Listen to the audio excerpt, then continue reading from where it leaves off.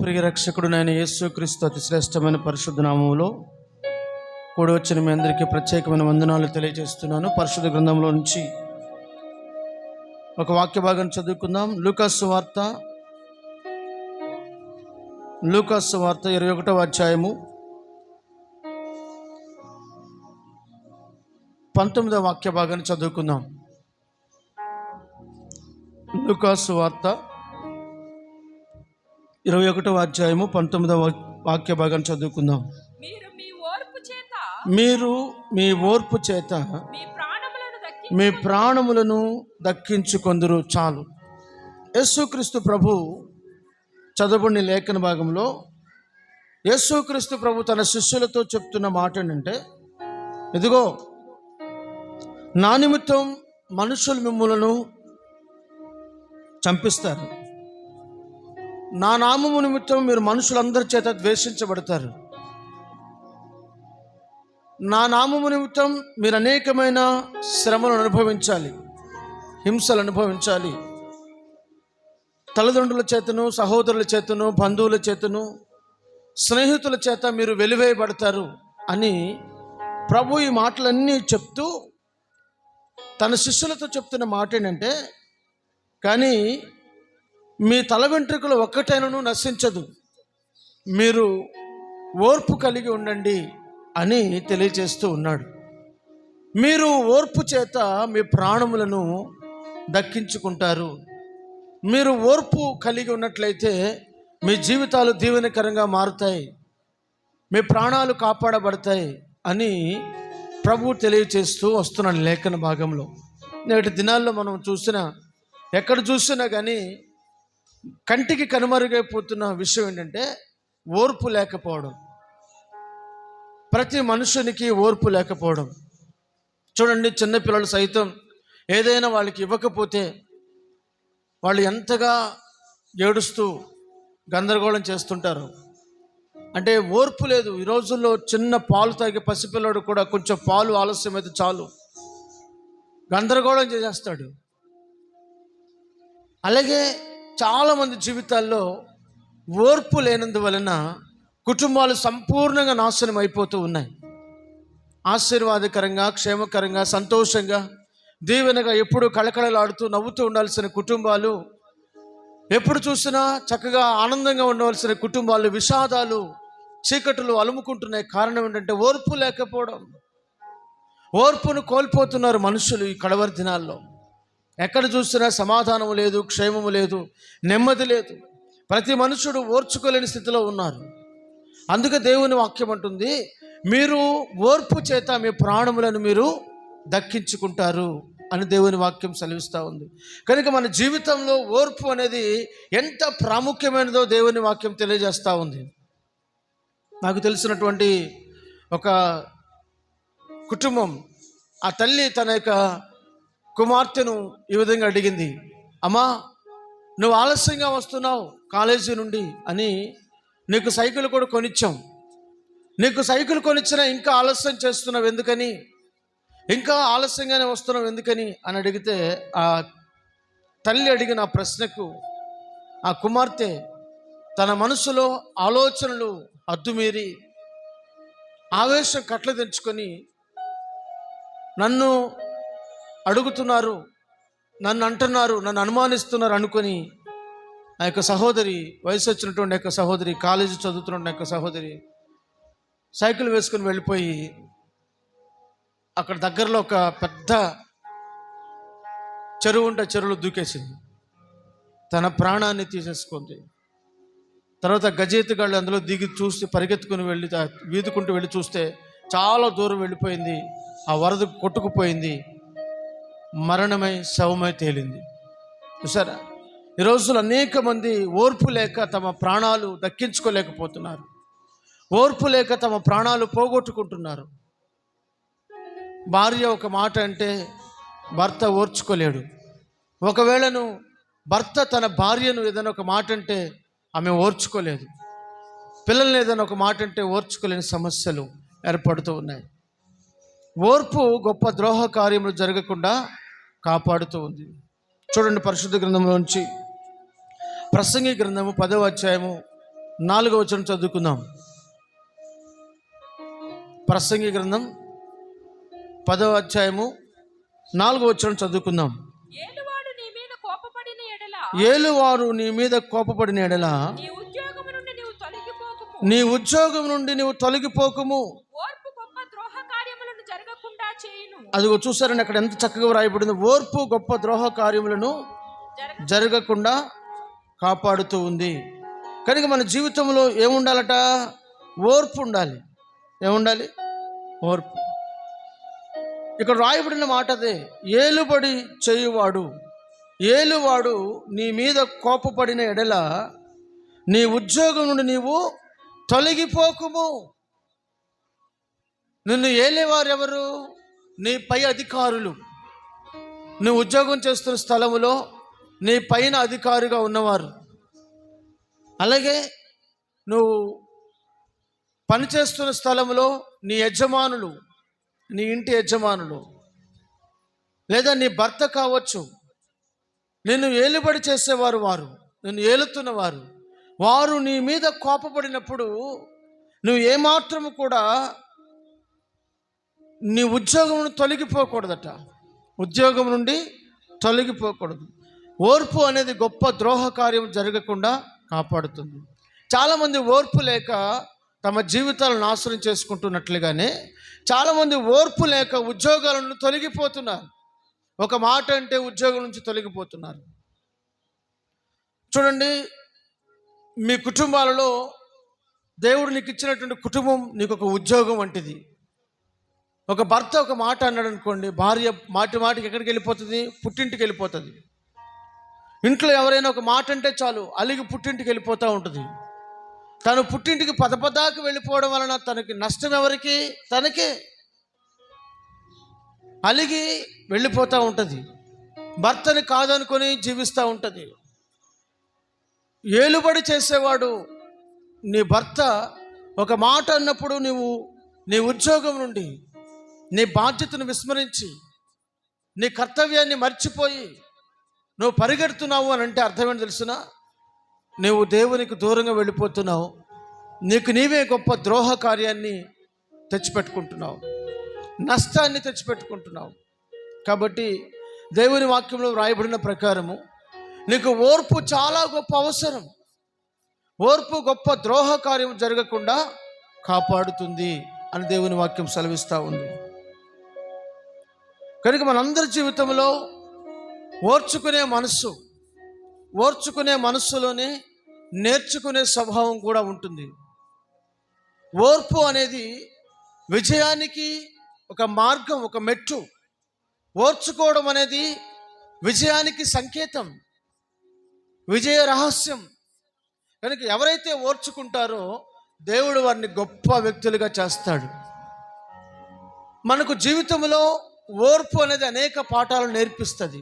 చూడండి, పరిశుద్ధ గ్రంథంలో నుంచి ఒక విషయాన్ని మీకు తెలియచేయాలని ఆశ కలిగి ఉన్నాను. ఒక వ్యక్తి దగ్గరికి ఒక రాజు, అతను రాజుగా రాజ్య పరిపాలన చేస్తున్నప్పుడు చాలా తక్కువ వ్యక్తి, ఏ పదవి లేనివాడు ఆ రాజు దగ్గరికి వచ్చి రాజు మీద దుమ్మెత్తి పోస్తూ రాళ్ళు రువ్వుచు రాజును శపిస్తూ ఉన్నాడు. ఏమని శపిస్తున్నాడంటే చీపో అని శపిస్తూ రాజుని మీద ఆ యొక్క రాళ్ళు రువ్వుతూ అతన్ని, దావీదు రాజుని ఈ షిమి అనేవాడు చాలా అపహాస్యం చేస్తూ మాట్లాడుతున్నాడు. చూద్దాం పరిశుద్ధ గ్రంథంలో నుంచి సమూయేలు 2వ గ్రంథం 16వ అధ్యాయం 7వ వచనం.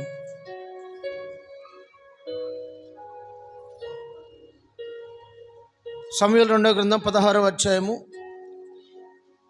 7వ వచనం నుంచి చదువుకుందాం. ఈ షిమి నరహంతకుడా. కొంచెం పైనుంచి చదువుకుందాం 6వ వచనం నుంచి. జనులందరూ బలార్చులందరూ దావీదు ఇరుపార్శ్వములో ఉండగా రాజైన దావీదు మీదను అతని సేవకులందరి మీదను. అని బయటికి తీసుకెళ్ళరా, ఆమెకి జ్ఞానం లేదు, బయటికి తీసుకెళ్ళి. అతని సేవకులందరి మీదను రాళ్ళు రువ్వుచు వచ్చెను. ఆ, ఈ షిమ్మి ఈ షిమి నరహంతకుడా, నరహంతకుడా, దుర్మార్గుడా, దుర్మార్గుడా, చీపో చీపో చీపో చీపో నీవే నీవేళ నీవు ఏలవలనని నీవు వెళ్ళగొట్టిన సౌలు ఇంటి వారి నీవు వెళ్ళగొట్టిన సౌలు ఇంటి వారిని హత్యను యెహోవా నీ మీదకి రప్పించి యెహోవా ఉమ్, నీ కుమారుడైన అబ్షాలోము చేతికి ఉమ్, రాజ్యమును అప్పగించి ఉన్నాడు. ఆ, నీవు నరహంతకుడవు కనుకనే ఆ, నీ మోసములో నీవు చిక్కుబడి ఉన్నావని ఆ. చెప్పి రాజును శపింపగా. ఎవరిని శపిస్తున్నాడంట? రాజును శపిస్తా ఉన్నాడు. ఎవరు? ఈ షిమి అనేవాడు దావీదు రాజును శపిస్తూ ఉంటే అప్పుడు దావీదు రాజు ఏమని మాట్లాడుతున్నాడు చూడండి. సిరియా కుమారుడైన అభిషై ఈ చచ్చిన కుక్క. చూడండి, రాజు దగ్గర ఉన్నటువంటి వారికి కోపం వస్తూ ఉంది, కానీ రాజుకు కోపం రావడం లేదు. ఆ పక్కన ఉన్నటువంటి సిరియా కుమారుడైన అభిషై అంటున్నాడు, రాజా, ఈ సచ్చిన కుక్క నా ఏలిన వాడవకు రాజు వగు నిన్ను శపించనేలా నీ చిత్తమైతే నేను వారిని చేరబోయి వారి తల ఛేదించి వచ్చేదనని. అందుకు రాజు, సిరియా కుమారులారా, మీతో నాకు ఏమి పొత్తు? వాని శపింపనీయుడి, దావీదును శపింపమని యెహోవానికి సెలవీయగా నీవు ఇలాగ ఎందుకు చేయుచున్నావని అభిషేక్తోను తన సేవకులందరితో పలికెను. చాలు, దేవునికి స్తోత్రం. ఆ కింద 11వ వచనంలో కూడా అంటున్నాడు, నా కడుపున పుట్టిన నా కుమారుడే నా ప్రాణము తీర్చుచుండగా ఈ బెన్యామీనుడి ప్రకారం చేయుటకు వలన ఏమి గొప్ప ఆశ్చర్యం, వాని జోలికి పోవద్దు, మానుకోండి అని దావీదు చెప్తూ ఉన్నాడు. చూడండి, దావీదును శపించడానికి ఆ యొక్క వ్యక్తి ఎంత భయంకరంగా మాట్లాడుతూ ఉన్నాడో, ఎంత భయంకరంగా మాట్లాడుతున్నాడో. అంతగా మాట్లాడుతూ ఉన్నప్పటికీ కూడా రాజు మౌనంగా ఉండిపోయాడు. రాజు సైలెంట్గా ఉండిపోయాడు. రాజు అంటున్నాడు, ఇది దేవుడు వానికి సెలవిచ్చాడు, ఈ విధంగా మాట్లాడడానికి దేవుడు వానికి అధికారం ఇచ్చాడు, అందుకని అలాగ మాట్లాడుతున్నాడు, మాట్లాడనివ్వండి అని అంటూ ఉన్నాడు. అంటే దావీదు రాజు జీవితంలో మనం ఏం చూస్తున్నామంటే ఓర్పు చూస్తున్నాం, ఓర్చుకోవడం చూస్తున్నాం. తను ఓర్చుకున్నందువలన దేవుడు అతని జీవితాన్ని, దావీదు జీవితాన్ని ఆశీర్వాదకరంగా మార్చాడు, దీవెనకరంగా మార్చాడు. కనుక మన జీవితంలో ఓర్పు అనేది చాలా అవసరం. భక్తి చేస్తున్నాం, మంచిదే. మన భక్తిలో మనకు ఉండాల్సినటువంటి ప్రథమమైన కార్యం ఏంటంటే ఓర్పు ఉండాలి. భక్తి చేస్తున్న మనందరి జీవితంలో ఏముండాలి? ఓర్పు ఉండాలి. అదే పౌలు గారు తన పత్రికలో తెలియజేస్తూ ఉన్నాడు. ఆ వాక్య భాగ్యాన్ని కూడా ఒకసారి చదువుకుందాం చూడండి. అపోస్తలుడైన పౌలు తిమోతికి రాసినటువంటి మొదటి పత్రిక 6వ అధ్యాయము 11వ వచనాన్ని చదువుకుందాం. 6వ అధ్యాయం 11వ వచనం.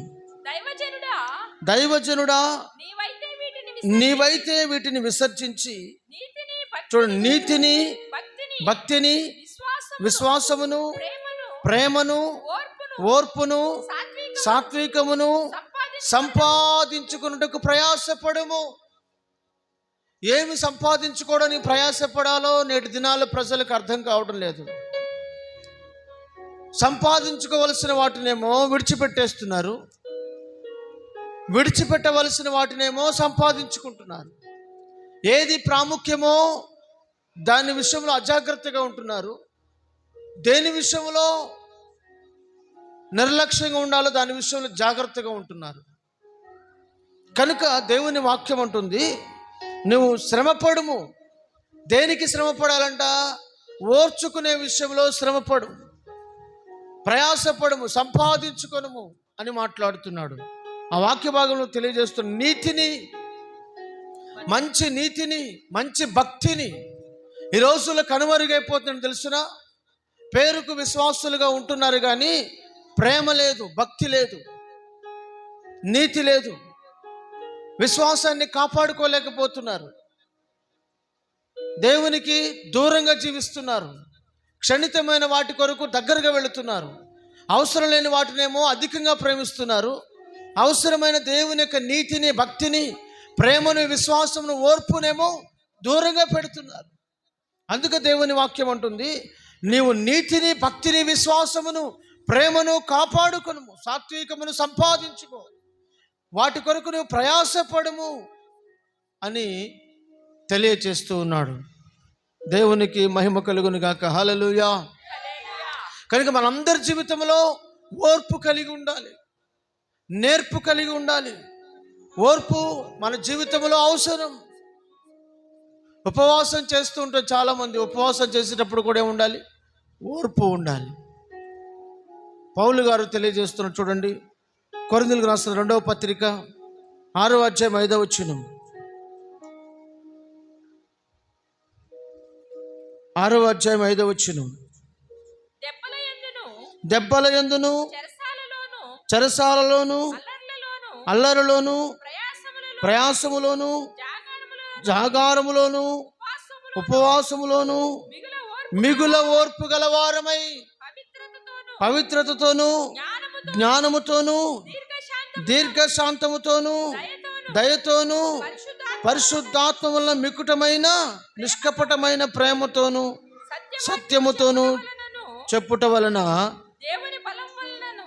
దేవుని బలము వలనను కుడి ఎడముల నీతి ఆయుధములు కలిగి ఘనత వలన దుష్కీర్తుల వలనను దేవుని పరిచారకులమై ఉండి అన్ని స్థితులలో మమ్మల్ని మేమే మెప్పించుకొనుచున్నాము. ఇక్కడ కూడా ఏం తెలియజేస్తున్నా అంటే, అనేక శ్రమల యందు ఓర్పు, అనేక ఇబ్బందులు, అవమానములు, నిందలు, జాగారములు, ఇవన్నీ మా జీవితంలో జరుగుతూనే ఉన్నాయి. అల్లరులు, ప్రయాసముతో దెబ్బలు, చెరసాలలు, నిందలు, ఎన్నో అవహేళనలు, వీటన్నిటి మధ్యలో మేమేం కలిగి ఉన్నామని పౌలు గారు చెప్తున్నారంటే, ఓర్పు కలిగి ఉన్నాం. ఏం కలిగి ఉన్నాం? ఓర్పు.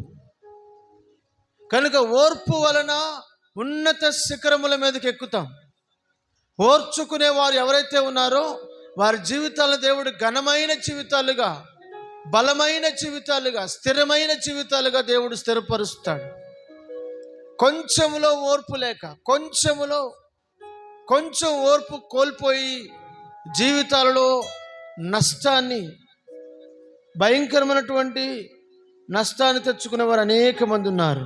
అందుకే దేవుని వాక్యం తెలియజేస్తున్నట్లుగా మనల్ని మనము ప్రభు హస్తాలకు అప్పగించుకొని ఓర్పు కలిగిన వారుగా ఉండాలి.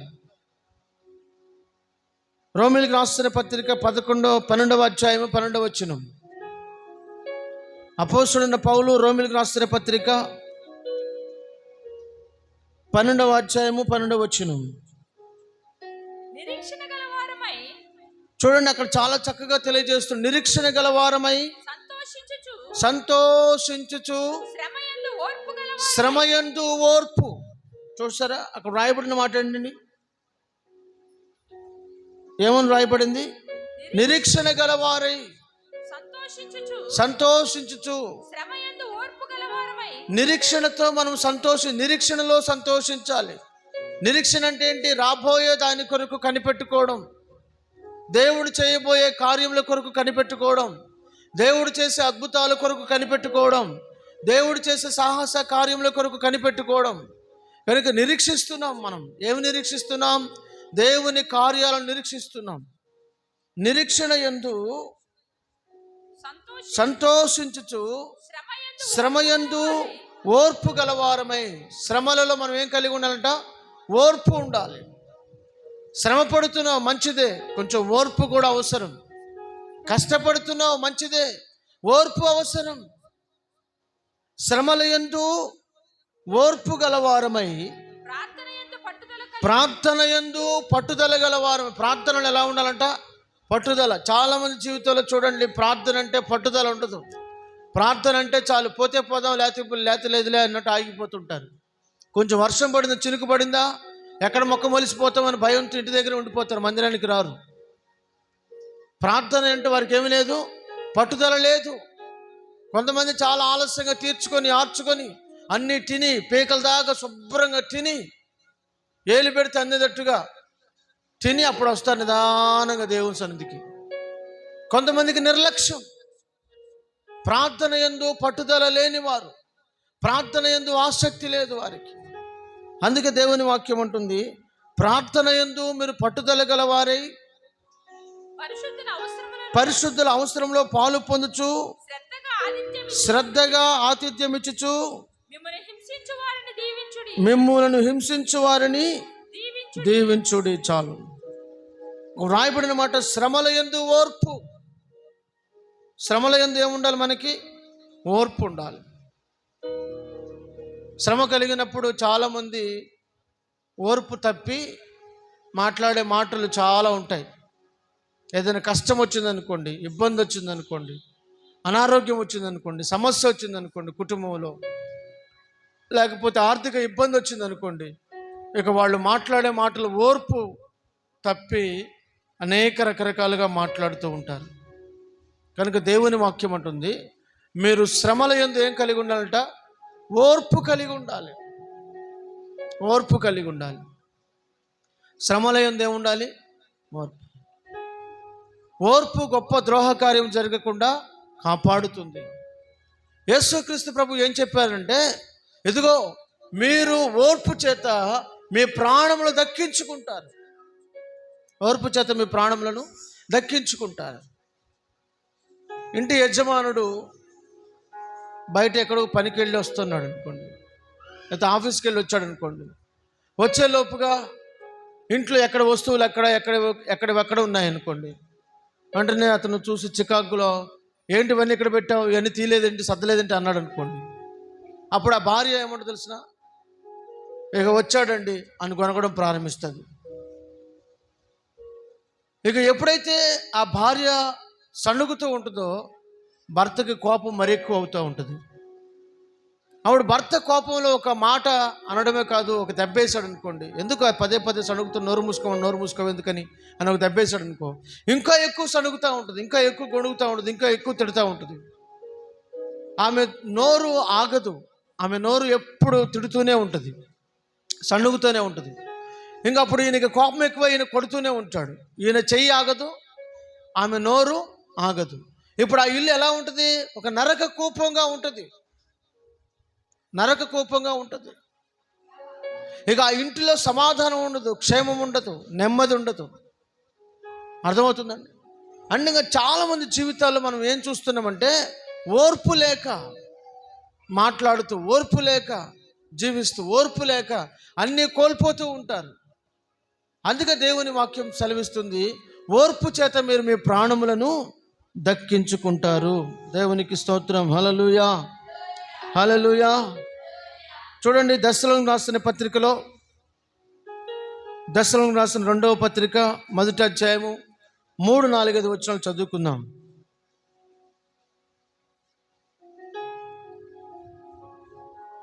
మొదట భ్రష్టత్వము సంభవించి నాశన పుత్రుడకు పాప పురుషుడు బయలుపడితేనే గాని ఆ దినము రాదు. ఏది దేవుడు అనబడునో, ఏది పూజించబడుతుందో దానంతటిని ఎదిరించుచు దానికంతటికి పైగా వాడు తను తానే హెచ్చించుకొనుచు తాను దేవుడనని తన కనపరుచుకొనుచు. 4వ వచనం, దానంతటిని ఎదిరించుచు. దశలోనికి రాసిన 2వ పత్రిక 1వ అధ్యాయం 4వ వచనం, అందువలన మీ హింసలన్నిటిలోనూ, మీరు సహించుచున్న శ్రమలన్నిటిలోనూ మీ ఓర్పును విశ్వాసమును చూచి మేము దేవుని సంఘములో మీ అంటూ అతిశయపడుచున్నాము. చాలు. సరే, ఇక్కడ వ్రాయబడిన మాట ఏంటంటే, ఓర్చుకునుట వలన మీ ఓర్పు, మీ విశ్వాసం మేము చూచి మీ యందు అతిశయపడుచున్నాము అంటున్నాడు. 5వ వచనంలో, దేని కొరకు మీరు శ్రమపడుచున్నారో ఆ దేవుని రాజ్యమునకు మీరు యోగ్యులని ఎంచబడి నిమిత్తము మీరిట్లు ఓర్చుకునుట దేవుని న్యాయ తీర్పునకు స్పష్టమైన సూచన ఉన్నది. మనము ఓర్చుకొనుట దేవుని న్యాయ తీర్పునకు స్పష్టం. కనుక మనం ఓర్చుకుంటే దేని కొరకు ఓర్చుకుంటున్నాం? ఈ లోకంలో మనం ప్రతిదీ ఎందుకు సహిస్తున్నాం? ఎవరి కొరకు సహిస్తున్నాం? దేని కొరకు సహిస్తున్నాం? చాలామంది సహనం కోల్పోతూ ఉన్నారు. కానీ మనం సహనాన్ని కోల్పోక, ఓర్పును కోల్పోక, ఓర్చుకున్నది ఎందుకొరకు అనంటే ఒకే ఒక విషయం కొరకు, దేవుని రాజ్యములో ప్రవేశించుట కొరకు, దేవుని రాజ్యములో ఉండుట కొరకు, దేవునితో కూడా నివాసము చేయుట కొరకు, ఒకే ఒక దేవుని రాజ్యం చేరడం కోసం మనం ఈ లోకములో ఎన్నిటినైనా అనుభవిస్తున్నాం. ఎన్ని శ్రమలనైనా అనుభవిస్తున్నాం, ఎన్ని నిందలైనా అనుభవిస్తున్నాం, ఎన్ని శోధనలైనా అనుభవిస్తున్నాం, ఎన్ని వేదనలైనా అనుభవిస్తున్నాం. మన గురి, మన గమ్యం, మన లక్ష్యం ఏంటంటే ప్రభు రాజ్యమును చేరాలని, ప్రభు రాజ్యములో ఉండాలని, ప్రభుతో కూడా బ్రతకాలని. కనుక ప్రభు రాజ్యము నిమిత్తము మన విశ్వాసమును కాపాడుకొనుచు శ్రమలను అనుభవిస్తూ వాటిలో ఓర్పు కలిగి ఉంటున్నాం.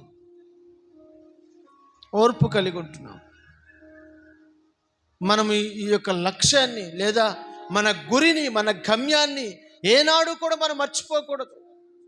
చూడండి, ఒక మంచి చదువుకొని మంచి ఉద్యోగం చేయాలనుకున్న ప్రతి ఒక్కరూ ఎంత స్కూల్లో లేదా కాలేజీలో తన యొక్క సీనియర్ల ద్వారా వచ్చేటువంటి ఎటువంటి టార్చర్ అయినా సరే వాళ్ళు తట్టుకొని వాళ్ళు ముందుకే కొనసాగుతారు. టీచర్స్ ద్వారా కావచ్చు, లేకపోతే సీనియర్స్ ద్వారా కావచ్చు, కాలేజీలో ఎదురవుతున్న అవమానాలు, నిందలు, స్నేహితుల మధ్యలో, ఫ్రెండ్స్ మధ్యలో, వాటన్నిటినీ జయించి, వాటన్నిటినీ తట్టుకొని వాళ్ళు గమ్యం వైపుగా పరిగెడుతున్నప్పుడు వాళ్ళ ముందు వస్తున్న ప్రతి సమస్య చిన్నదిగా కనబడుతుంది. లక్ష్యాన్ని ఛేదించాలి అనుకున్న వారికి ఎటువంటి శ్రమైనా, కష్టమైనా, బలహీనతైనా, అనారోగ్యమైన చిన్నవిగా కనబడతాయి. కానీ గురి, గమ్యము, లక్ష్యము లేని వారి జీవితంలో వారు ఓర్చుకోలేరు, సహించలేరు. ఒక మంచి స్థితిలోనికి వెళ్ళాలి అనుకుంటే కొన్నిటిని నువ్వు ఓర్చుకోక తప్పదు, కొన్నిటిని నువ్వు సహించక తప్పదు. ప్రతి చిన్నదానికి నువ్వు ఓర్చుకోలేకపోయినట్లయితే నీ జీవితంలో భయంకరమైన నష్టాన్ని ఎదుర్కొనవలసి వస్తుంది. నువ్వు ఊహించని నష్టం ఎదుర్కొనవలసి వస్తుంది. కనుక ఓర్పు అనేది గొప్ప ద్రోహ కార్యం జరగకుండా కాపాడుతుంది.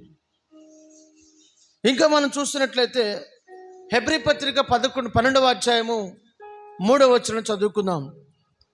హెబ్రీ పత్రిక 12వ అధ్యాయము 3వ వచనాన్ని మనం చూస్తున్నట్లయితే, మీరు అలసట పడకయో మీ ప్రాణములు విసుకకయో ఉండునట్లు పాపాత్ములు తనకు వ్యతిరేకంగా చేసిన తిరస్కారం అంతయు ఓర్చుకొనిన ఆయనను మీరు తలంచుకొనుడి. మీరు పాపముతో పోరాడుటలు రక్తము కారునంతగా ఇంకా దాన్ని ఎదిరింపలేదు. చాలు. ఈ లేఖన భాగంలో రాయబడిన మాట ఏంటంటే, పాపాత్ములు తనకు వ్యతిరేకముగా, యేసుకు సిలువలో వ్యతిరేకంగా మనుషులు, యేసు ఏ పాపము చేయనివాడు. ఇప్పుడు మనుషులుగా మనము ఎన్నో తప్పులు చేస్తాం, ఎన్నో అపరాధాలు చేస్తాం, ఎన్నో కాని మాటలు మాట్లాడతాం, ఎన్నో దొంగ ప్రమాణాలు చేస్తాం, ఎన్నో అబద్ధాలు ఆడతాం, మనుషులకు తెలియకుండా ఎన్నో రకరకాల వేషాలు వేస్తాం. కనుక దానికి తగిన శిక్ష అనుభవించడం మనకు న్యాయమే. దానికి తగిన ఉపద్రవం, దానికి తగిన శిక్ష, దానికి తగినటువంటి అనుభవం మనకు న్యాయమే. కానీ యేసు ఏ దోషము చేయలేదు, ఏ అపరాధము చేయలేదు, ఏ పాపము చేయలేదు. అయినా ఆయన శిక్షించబడుతున్నాడు, తృణీకరించబడుతున్నాడు, ఆయన దెబ్బలు అనుభవిస్తూ ఉన్నాడు. ఎవరి కోసం? మనందరి కోసం. అందుకే అక్కడ రాయబడిన మాట ఏంటంటే, పాపాత్ములు తనకు వ్యతిరేకముగా చేసిన తిరస్కారం అంతటిని ఓర్చుకుంటున్నాడు యేసయ్య. ఆ తిరస్కారం అంతా ఏం చేస్తున్నాడు? ఆయన ఓర్చుకుంటున్నాడు. కనుక ఆయన ఓర్చుకుంటున్నాడు కనుక మీరు ఆయనను తలంచుకొనుడి అంటున్నాడు. మనము శ్రమలు అనుభవిస్తున్నప్పుడు ఎవరైనా మనల్ని ఉచితముగా నిర్నిమిత్తముగా మనల్ని తిడుతున్నప్పుడు, కొడుతున్నప్పుడు, నానా మాటలు అంటున్నప్పుడు మనం ఎవరిని బట్టి సహించాలట?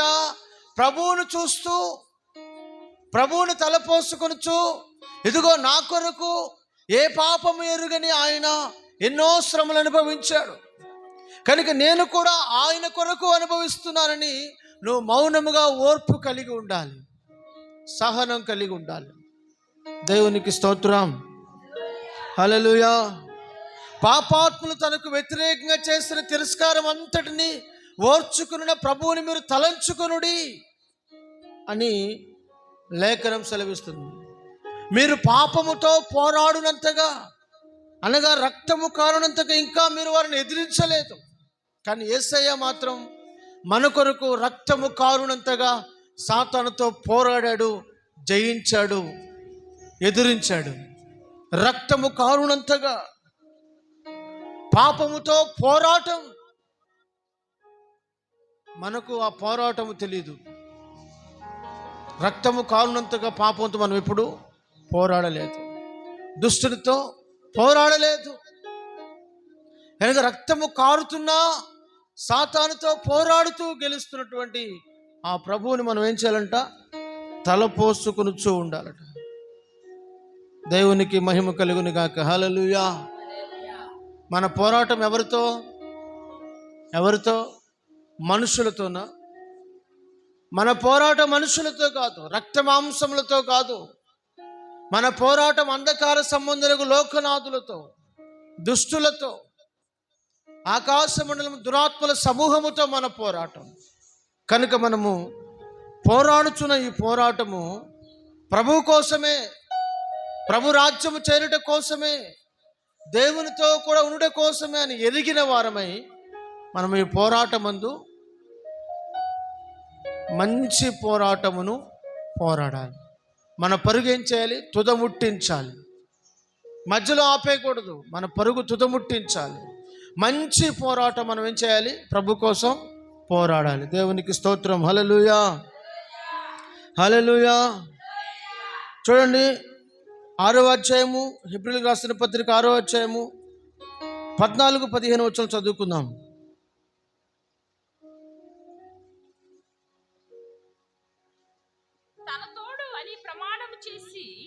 తన తోడు అని ప్రమాణము చేసి నిశ్చయముగా నిన్ను నేను ఆశీర్వదింతును, నిశ్చయముగా నిన్ను విస్తరింపచేతును అని చెప్పెను. ఆ మాట నమ్మి అతడు ఓర్పుతో సహించి ఆ వాగ్దాన ఫలమును పొందెను. చాలు. చూసారు, ఇక్కడ ఏమని రాయబడింది? దేవుడు వాగ్దానం చేశాడు. ఎవరికి? అబ్రహామునకు వాగ్దానం చేశాడు. ఏమని వాగ్దానం చేశాడు? నిశ్చయముగా నిన్ను ఆశీర్వదిస్తాను, నిశ్చయముగా నిన్ను దీవిస్తాను, నిశ్చయముగా నిన్ను విస్తరింపచేస్తాను అని దేవుడు అబ్రహామునకు మాట ఇచ్చాడు. మాట ఇచ్చిన దేవుడు నమ్మదగినవాడు. ఆయన వాగ్దానములన్నీ కూడా నమ్మదగినవి, పూర్ణాంగీకారమునకు యోగ్యమైనవి.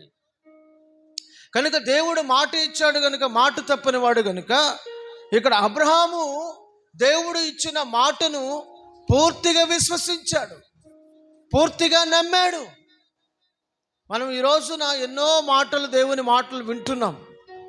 ఈ రోజున మనం ఎన్నో వాగ్దానాలు వింటున్నాం, ఎన్నో వాగ్దానాలు తీసుకుంటున్నాం. కానీ ఆ వాగ్దానములన్నీ మనం నమ్ముతున్నామా? ఆ వాగ్దానములన్నీ మనం పొందుకుంటున్నామా? ఆ వాగ్దాన ఫలం మనం అనుభవిస్తున్నామా? లేదు.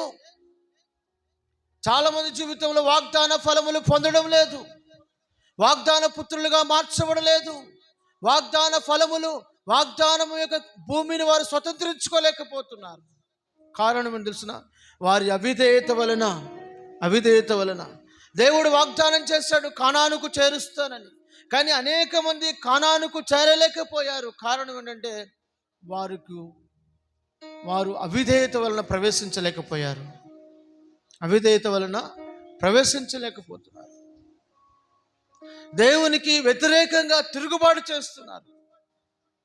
దేవుని విసిగించి ఆయన మీద సణుగుతూ గొణుగుతూ ఉన్నారు.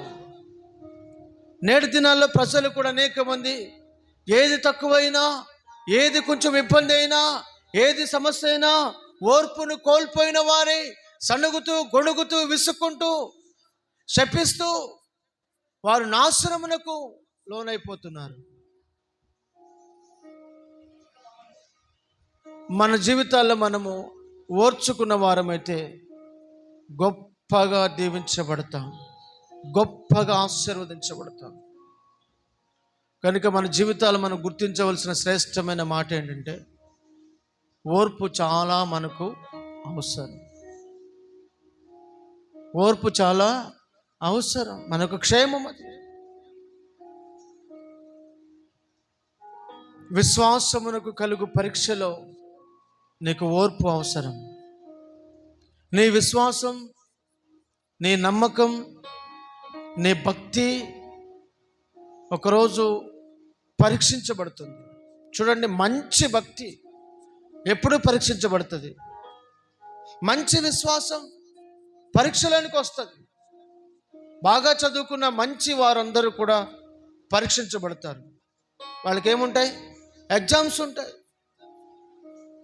నువ్వు ఎంత బాగా చదివావో ఆ ఎగ్జామ్లో తేలిపోతుంది. నేను బాగా చదువుతున్నాను, రాత్రింబగలు చదువుతున్నాను నువ్వు చెప్పుకుంటూ సరిపోదు. నువ్వు చదువుతున్న ఆ చదువు యొక్క ఫలితం ఒకరోజున నీకు ఎగ్జామ్ పెట్టబడుతుంది, అప్పుడు తేలిపోతుంది.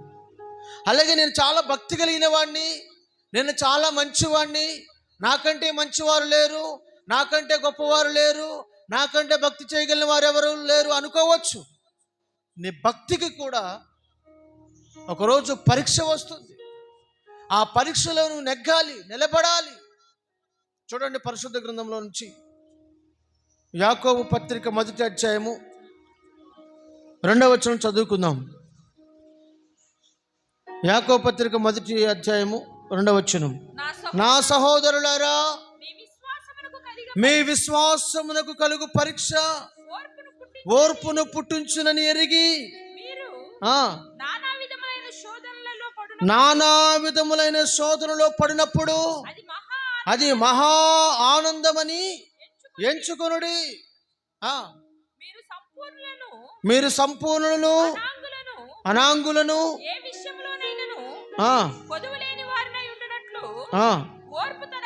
ఓర్పు తన క్రియలను కొనసాగనీయుడి.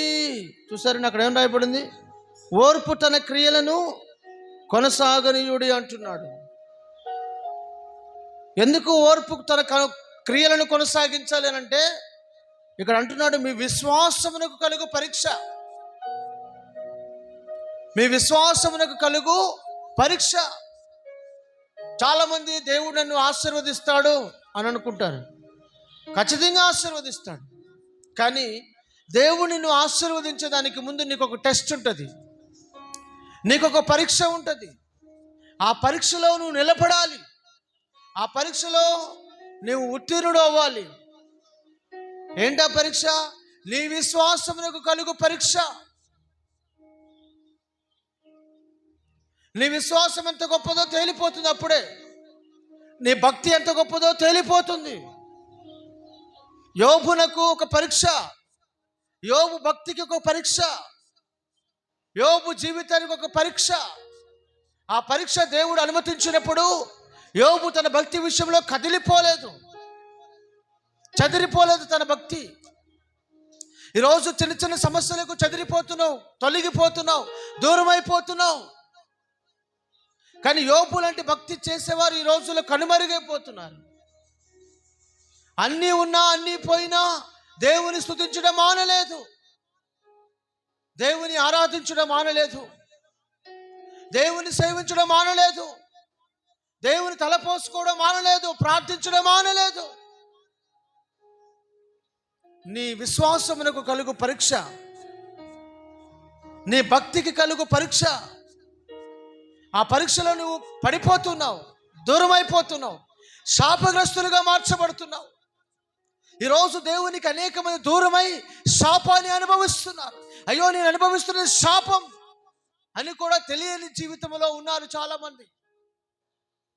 నా పిల్లల బ్రతుకులు ఎందుకు ఇలా అవుతున్నాయి, నా భర్త ఎంత సంపాదించినా సిల్లు సంచులో పోసినట్లుగా అయిపోతుంది, నా పిల్లలకు నేను ఏది కొనిపెట్టలేకపోతున్నాను,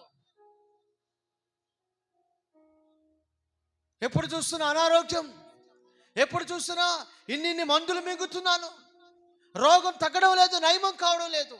శాపం.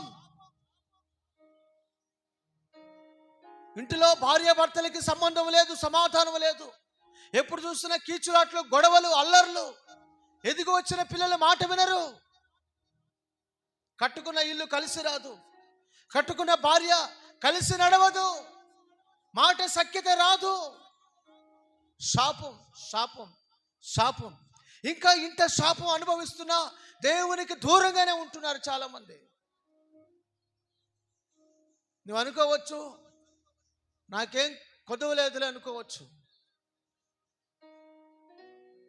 నాకు చేతిలో డబ్బు ఉంది, బ్యాంకులో బోల్డంత బ్యాలెన్స్ ఉంది, నా బిడ్డలు హ్యాపీగా బతికేస్తారనుకుంటున్నావేమో. డబ్బు సుఖాన్ని ఇవ్వదు, ధనము నిద్రనివ్వదు. నువ్వు సంపాదించిన ధనం నీకు ఆరోగ్యాన్ని ఇవ్వదు. కనుక ప్రభు సన్నిధికి నువ్వు దూరం అయిపోయి దేవుణ్ణి కాదని నువ్వు శాపాన్ని అనుభవిస్తూనే జీవితాన్ని గడుపుతావు. ప్రభు దగ్గరికి వచ్చి నీతి వలన కలుగు పరీక్షలో నువ్వు నిలబడి నీతి కొరకు ఆకలి దప్పికలు గలవారు ధన్యులు, నీతి నిమిత్తం హింసించబడేవారు ధన్యులు. నీతిగా నువ్వు బ్రతుకుతున్నందుకు నీకు కలుగుతున్న శ్రమలలో దేవుడిని విడిపిస్తాడు, నిన్ను దేవుడి జ్ఞాపకం చేసుకుంటాడు. కీర్తనకారుడు దావీదు తెలియజేస్తున్న మాట చూడండి. అక్కడ రాయబడిన మాట ఏంటంటే, నీతిమంతునికి కలుగు ఆపదలు అనేకములు, అయినను వాటన్నిటిలో యెహోవా వారిని విడిపించును. 34వ కీర్తన 19వ వచనం. నీతిమంతునికి కలుగు ఆపదలు అనేకములు, వాటన్నిటిలో నుండి యెహోవా వారిని విడిపించును. ఆయన వాని ఎముకలను అన్నిటినీ కాపాడును, వాటిలో ఒకటైనను విరిగిపోదు. దేవుడు నీతిమంతులను ప్రేమిస్తున్నాడు. అదే అధ్యాయంలో రాయబడిన 21వ వచనంలో, చెడుతనము భక్తిహీనులను సంహరించును. చెడుతనము, భక్తిహీనత ఎవరిలో ఉంటుందో, ఎవరి జీవితాల్లో ఉంటుందో అది వారిని సంహరిస్తుంది. సంహరించడం అంటే నాశనం చేస్తుంది, పతనం చేస్తుంది, పాడు చేస్తుంది, భ్రష్టు పట్టిస్తుంది. వారికి తినడానికి తిండి లేక, కట్టుకోవడానికి సరైన వస్త్రాలు లేక, ఉండడానికి సరైన ఇల్లు లేక, అనారోగ్యముతో, నిత్యము శ్రమలతో, బాధలతో, కష్టాలతో, ఇబ్బందులతో పండ్లు కొనుక్కుంటూ ఏడ్చుచు నా బ్రతుకు శాపం అనుకునేలా చేస్తుంది. ఎందుకు శాపమో తెలుసా? దానికి కారణం ఏంటి? నీ జీవితంలో భక్తిహీనత, భక్తిహీనమైన పనులు, భక్తిహీనమైన కార్యాలు, దుర్మార్గం, దుష్టత్వం, చీకటి, గాఢాంధకారం, అపవిత్రత. ఎప్పుడు చూసినా పాప సంబంధమైన వాటినే ప్రేమిస్తావు, పాపముతోనే ముడిపడతావు, పాపమునే నువ్వు ఎక్కువగా ఆస్వాదిస్తావు, పాపపు మాటలు మాట్లాడే వారితో నువ్వు ఏకీభవిస్తావు. భక్తిహీనత నీ జీవితాన్ని సంహరిస్తుంది. కొరుకుడు పుండు వలె అది నీ జీవితాన్ని నాశనం చేస్తుంది. భక్తిహీనత నీ జీవితాన్ని కుష్టు వ్యాధి వలె నీ జీవితాన్ని నాశనం చేస్తుంది. కనుక దేవుని వాక్యంలో రాయబడినట్లు చూడండి ఆ మాటను, చెడుతనమును భక్తిహీనతను సంహరించును. నీతిని ద్వేషించు వారు అపరాధులుగా ఎంచబడుదురు. యెహోవా తన సేవకుల ప్రాణమును విమోచించును. చాలు. నీతిమంతులను ద్వేషించు వారు అపరాధులుగా ఎంచబడతారట. కనుక మన అందరి జీవితాల్లో మంచి భక్తి చేసేవారుగా ఉండాలి. మనకు కలుగుతున్న శ్రమలను, దేవుని కొరకు అనుభవిస్తున్న శ్రమలను ఓర్మితో ఓర్చుకోవడం మనకెంతో అవసరం. దేవునికి స్తోత్రం. హల్లెలూయా. చూడండి, కొరింథీయులకు రాసిన 2వ పత్రిక 4వ అధ్యాయము 18వ వచనం. అపోస్తలుడైన పౌలు కొరింథీయులకు రాసిన 2వ పత్రిక 4వ అధ్యాయం 18వ వచనం.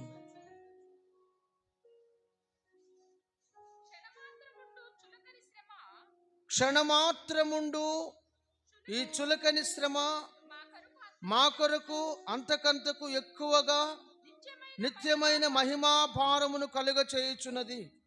ఏలయనగా దృశ్యమైనవి అనిత్యములను, అదృశ్యమైనవి నిత్యమును. చాలు.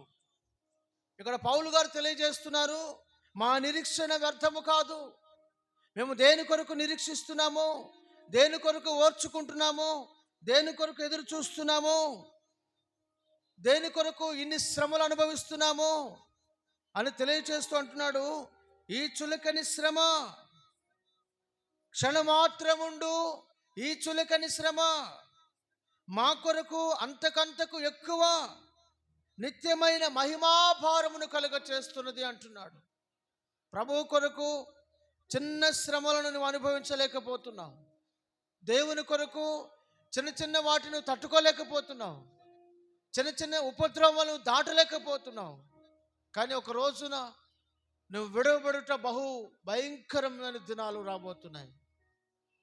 ఘోరాతి ఘోరంగా భూమి మీద జరగబోతున్నాయి. ఏ మనుషుడు నోటితో వర్ణించలేని, చెప్పలేని భయంకరమైన సంఘటనలు, ఏ మనుషుడు రాసి పెట్టలేని గొప్ప సంగతులు భూమి మీద జరగబోతున్నాయి. వాటికంటే ముందుగా నీవు సిద్ధపడి ఓర్పుతో, సహనముతో దేవుని రాజ్యం కొరకు సిద్ధపడుతూ చిన్న చిన్న శ్రమలను జయిస్తూ, ఈ చిన్న శ్రమలే, చులకని శ్రమలే అని అనుకుని రాబోతున్న రాజ్యం కొరకు నువ్వు సిద్ధపడాలి. నీ కంటికి ఇప్పుడు ఏదైతే కనబడుతుందో, నీకు కంటికి కనబడే ప్రతిదీ కూడా అవన్నీ కూడా దృశ్యమైనవి కావు. దృశ్యమైనవన్నీ కూడా ఏమని రాయబడింది? అనిత్యములు. అనగా అవి నిత్యమైనవి కాదు, శాశ్వతమైనవి కాదు, ఎప్పుడూ ఉండేవి కాదు. నీ కంటికి కనబడుతున్నవన్నీ ఒకరోజు మొత్తం మాయమైపోతాయి. ఏం కనబడవు, ఏది కనబడదు. మనుషులైనా, భూమైనా, ఆకాశమైనా, జలచరములైనా, చతుష్పాద జంతువులైనా, చెట్లైనా, ఏది నీ కంటికి కనబడదు. ఇప్పుడు నువ్వు ఏదైతే నీ కనులతో చూస్తున్నావో ఇవన్నీ మాయమైపోతాయి. ఇప్పుడు నీ కంటికి ఏదైతే కనిపించడం లేదో అవన్నీ కూడా నిత్యమైనవి, సత్యమైనవి. అంటే నిత్యము ఉండేవి ఇప్పుడు ప్రజెంట్ నీ కళ్ళకు కనిపించడం లేదు. దేవుడు అలా చేశాడు సృష్టిని. ఇప్పుడు నీ కంటికి ఏదైతే కనిపిస్తుందో అవి కొంతకాలమే ఉండి కనుమరుగైపోతాయి. పంచభూతముల మహావేంద్రముతో లయమైపోతాయి. ఆకాశము చాప వలె చుట్టబడుతుంది. మనుషులందరూ కూడా ఉన్న పాటున కాలిపోతారు. ఏ మనుషుడు కూడా బ్రతకలేడు. అర్థమవుతుందండి? ఇప్పుడున్న ఈ భూమి అగ్ని కొరకు భద్రముగా దాచబడుతుంది. అనగా అర్థం ఏంటి? అగ్నిలో ఈ భూమి కాల్చబడుతుంది. ఒక చిన్న బాల్ తీసుకొని ఒక పెద్ద పొయ్యిలో ఆ చిన్న బాల్ వేసేస్తే ఏమవుతుంది? బాల్ మొత్తం కాలిపోతుంది. అలాగే ఈ భూగోళం మొత్తము కూడా దేవుని కోపాగ్నికి ఒక దినమున దహించబడబోతుంది. మండి అగ్నికి ఆహుతి అవుతుంది. మనుషుడు తప్పించుకోలేడు. ఏ మనుషుడు తప్పించుకోలేడు. కనుక దేవుని వాక్యం అంటుంది, ఈ చులకని శ్రమ, ఇప్పుడున్నటువంటి చులకని శ్రమ మా కొరకు మహిమా భారమును తీసుకొస్తా ఉంది. కనుక మేము ఆ భారం కలిగిన వారమే బ్రతుకుచున్నాము అంటున్నాడు పౌలు గారు. దేవునికి స్తోత్రం. హల్లెలూయా. ప్రకటన గ్రంథం 2వ అధ్యాయం 10వ వచనం చదువుకుందాం. ప్రకటన గ్రంథం 2వ అధ్యాయం 10వ వచనం.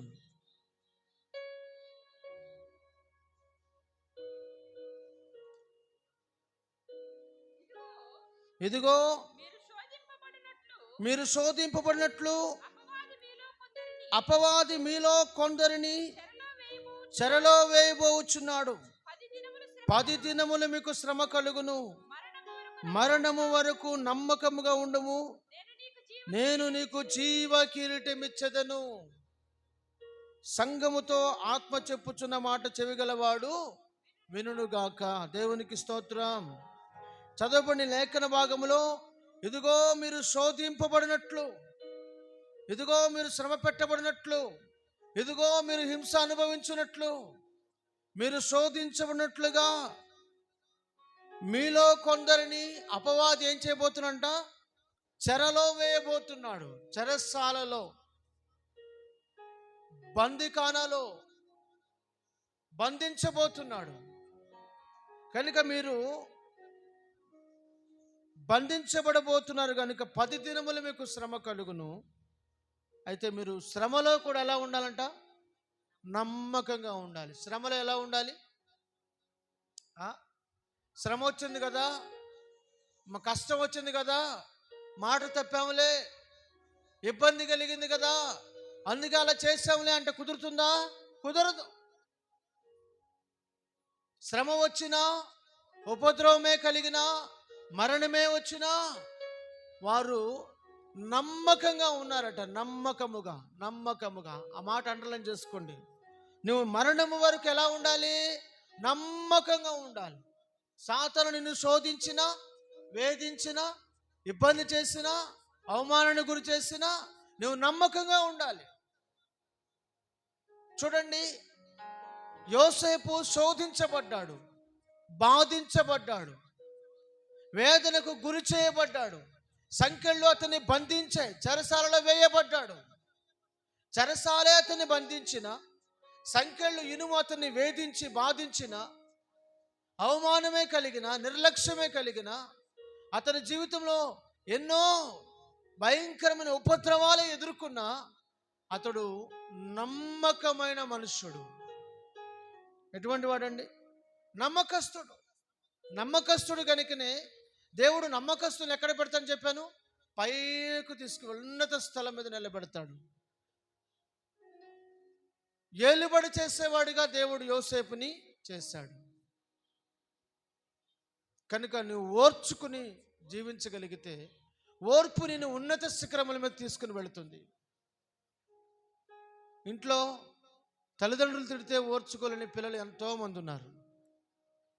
భర్త ఒక మాట అంటే ఓర్చుకోలేని భార్యలు పుట్టింటికి పతపద్దగా పరిగెత్తేసే వాళ్ళు ఎంతమంది ఉన్నారు. ఈ రోజుల్లో మరికొంత ఫ్యాషన్ ఏంటంటే ఎదురు తిరగడం. వాళ్ళని చూసి, వీళ్ళని చూసి, సీరియల్ని చూసి, సినిమాలు చూసి ఎదురు తిరిగే వాళ్ళు ఎక్కువైపోయారు. భర్తకు ఎదురు తిరిగే వాళ్ళు, భర్తకు మాట వినని వారు, భార్య మాట వినని వాళ్ళు. కొంతమంది భర్తలు కూడా అలాగే ఉన్నారులేండి. వాళ్ళు కూడా దుర్మార్గులుగానే తయారయ్యారు. భార్యని ఎట్టబడితే అట్లా హింసించడం, చిత్రహింసలు చేయడం, అనకూడని మాటలన్నీ అనడం, అలా రకరకాలుగా పిల్లలు పట్టుకొని పిల్లల్ని ఎట్లా పడితే అట్లా కొట్టేవాళ్ళు ఉన్నారు. కొంతమంది అస్సలు భయం లేకుండా, అస్సలు భయం చెప్పకుండా విచ్చలవిడిగా వదిలేసే వాళ్ళు ఉన్నారు. అర్థమవుతుందండి? అస్సలు భయం ఉండదు పిల్లల జీవితంలో. వాళ్ళని అస్సలు చిన్న దెబ్బ కూడా వేయరు, వాళ్ళకి బుద్ధి చెప్పరు, ఇది చేయకూడదని ఖండించరు. నానా విపరీత బుద్ధులు, వినాశకాలానికి విపరీత బుద్ధులు అంటారు. వినాశకాలానికి విపరీత బుద్ధులు బయటపడుతున్న దినాల్లో మనం ఉన్నాం. రకరకాల స్వభావాలు బయటపడుతున్నాయి, రకరకాల బుద్ధులు బయటపడుతున్నాయి. కనుక మనము మంచి భక్తి చేసిన వారమై, ఓర్పు కలిగిన వారమై, సహనము కలిగిన వారమై ప్రభువు రాకడకు మనం సిద్ధపడదుము గాక. ఆమేన్. దయచేసి అందరూ మోకరించండి, ప్రార్థన చేసుకుందాం. ఇంతవరకు దేవుని సన్నిధిలో మనం విన్న వాక్యాన్ని బట్టి మిమ్మల్ని మీరు దేవుని హస్తాలకు అప్పగించుకొని ప్రార్థన చేసుకుందాం. దయచేసి అందరూ మోకరించండి. మోకరించిన ప్రతి ఒక్కరూ ఓర్పు వలన మీ ప్రాణములను దక్కించుకొందురు అని ప్రభు చెప్పి ఉన్నారు. ఓర్పు చేత మీరు మీ ప్రాణములు దక్కించుకుంటారు. ఓర్పు గొప్ప ద్రోహ కార్యములు జరగకుండా కాపాడుతుంది.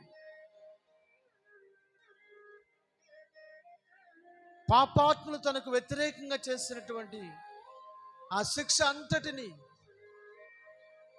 ఓర్చుకున్న ప్రభువుని ఒక్కసారి సిలువలో మీరు చూడండి. మీ అంతరాత్మలో అందరూ ఎవరికి వారి వ్యక్తిగతంగా ప్రార్థన చేసుకుంటూ, ప్రభువా ఏ పాపము చేయను నీవు, పాపాత్ముల కొరడాలు, తిరస్కారం, పిడుగుతులు, అవమానం, నిందలు, వాటన్నిటిని బల్లెపు పోటు, అయినా శిరస్సు పైన ముళ్ళ కిరీటం, వాటన్నిటిని భరించిన ఓర్చుకున్న నిన్ను చూసి మేము కూడా మా ఎడల తప్పిదము చేసిన వారిని, హింసించిన వారిని, గాయపరిచిన వారిని, తూలనాడిన వారిని క్షమించగల కృప దయచేయని ప్రభువుని ప్రార్థన చేసుకుందాము. అందరూ ప్రార్థన చేసుకోండి.